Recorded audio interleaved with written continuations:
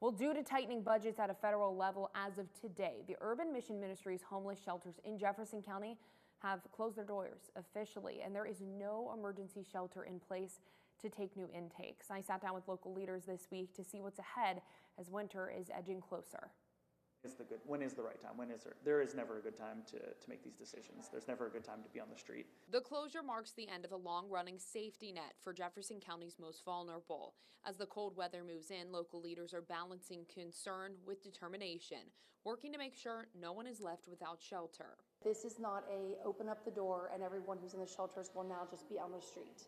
Our goal has been the entire time that every one of our shelter guests will have a safe place to lay their head. Urban Mission leaders say former residents have been connected to permanent housing, but the closure also leaves the county without a 24/7 emergency intake site, sparking urgent talks about temporary options. We very much, even though we won't be running them directly, will be still a voice at the table.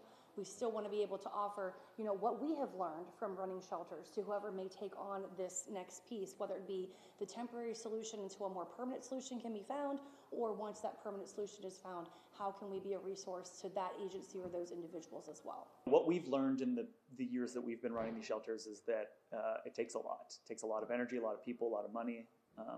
So it's going to take a lot more than just the simplicity of someone can just take this and run with it. I think it's got to be a group effort. Long says finding the next step will require teamwork from nonprofits, churches, and local government, all facing limited funding and rising need.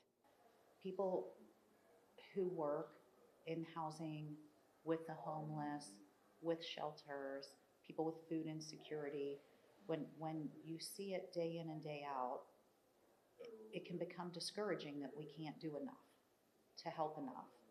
But then whenever you see a picture of a community that comes together, that everyone is there for the same reason, because they want to be helpful to their neighbor, that really is what brings hope to a lot of people. Across the county, leaders are weighing short-term fixes like warming centers while exploring the possibility of a permanent solution.